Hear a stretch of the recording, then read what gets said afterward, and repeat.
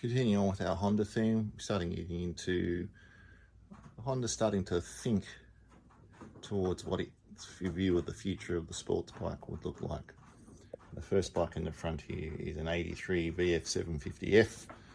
It's first bringing to market of its ideas around the V4 engine, and of course we won't go into the history of the initial problems with the oiling and stuff of that engine and oil delivery. Well known, and even we saw before we had the Honda VF750, just sort of trying to saving grace while they fixed up the problems on the 750 and the 1000 engine, V4. This 750 is an early bike, very original, survivor, unrestored. It's about 19,000 kilometers on the bike. Sitting behind it was when Honda finally got their act together. The VFR750, the gear-driven cams. So you can see it down there on the side. From 1986, it's the first series VFR750, white and blue. Magnificent bike, and it's the kind of bike you just like to sit on all day and listen to running. If you go across again to our Sounds of Four Strokes series, you'll hear this bike actually running. You can hear the gear whine from the cams, the gear-driven cams.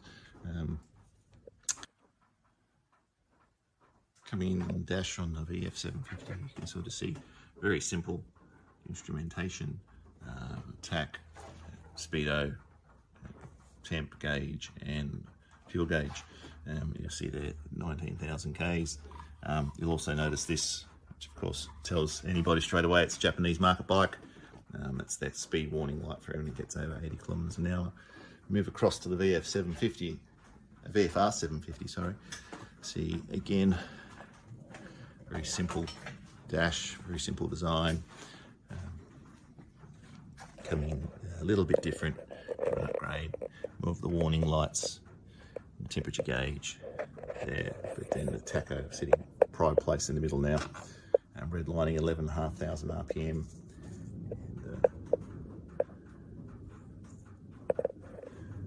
And the sound at 11,500 RPM is amazing. Not that I've had it that hard. I've had it about 7. That was enough. Again, the other thing you'll notice now is we're actually moving to beam chassis. While the VF750 has a similar type of beam, it's a very narrow beam. See if the engine hanger there, using the engine for added stiffness, whereas now you've got pretty much full beam design on the VFR750 and a full fairing as well. Only that really the bikini fairing on the 750, on the VF750, sorry, VFR has now moved very much to full fairing. Of course, the VFR series ran for many years, moved to an 800 motor, got a VTEC motor, single-sided swing arm. So it was a very successful motorbike series, which, when you think about its humble beginnings here in the VF750, was lucky for Honda. The next bike, Honda, in our little Honda corner here, is a 86 VF1000F. Now, 86, they started to improve on the bike from the 83 that you would have remember earlier from Restoration Corner, up there somewhere. So this bike has a number of differences. Primarily 17-inch front wheel over 16-inch front wheel, and a lot of little things underneath. The fairing is very different. Some would say it's lost its classic look from the FE style, but a lot of it is very similar. Things like the exhaust still running the 4-2, the big mufflers at the back, very Honda. You can almost see that styling still sitting there on the VF750 as well. So you come across and have a look at the dash. Not that dissimilar from the FE, a little bit different from the 750, but again, you've got that tachometer right at place in the middle, red line 10,500. You've moved your temperature gauge and your fuel gauge across to the right, and you've got your important information and your warning lights down the bottom there. One thing that's also interesting to notice is they all run very similar mirror. Honda really loved this style of mirror. So even if you remember back to the CBX 750, So for running this style of mirror all the way through, which is great when you're trying to fix them up because readily available. So nothing like getting mileage from your design, which is important. Next to the VF is probably the beginning, the take on the Grand Touring motorcycle. This is the baby Grand Tourer. It's a ST1100 from 1994, chassis number 3. So it actually is a very early 1994 model bike. Fantastic for touring on the highway. Said we've got the top box over in the corner over there. You might spy in the distance the actual panniers on the sides. So plenty of room for your hair products, not that I actually need them. But the bike also runs, you can see at the back there, an ABS ring. So it ran ABS at the back.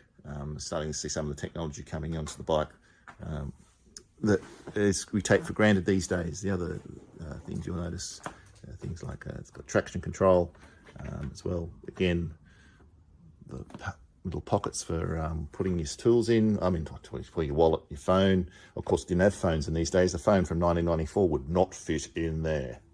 We know that. Lockable on this side. You know, motorcycle makers like to make stupid, obvious statements. Do not open fairing pocket lid while riding motorcycle. Well, given that my key is likely to be in there, that'll be an interesting attempt. But anyway, thanks Honda for the warning, noted. Looking across, again, what all tourists need. Clock,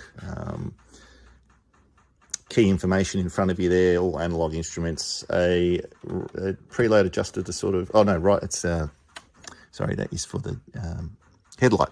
So when you load up the back, you're not blinding everybody coming the other way. Of course, this was called the Pan-European in some markets.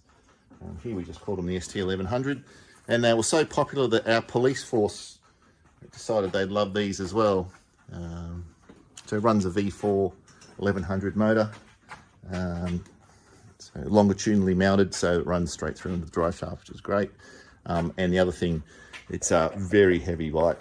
So Honda was very kindly thought about that. And see these little things here, supposed to help you if you fall over, help you pick it up again. Let me just say, if my bike fell over and it was sitting on one of those, I would not be lifting it up again without the help of about 5 other people. Very grand, very regal. ST1100, of course, grew into the 1200, 1300, made for a lot of years, very successful motorbike, and handles surprisingly well for an extremely large motorbike. Although I guess those people who've ridden a Goldwing would say that's nothing new.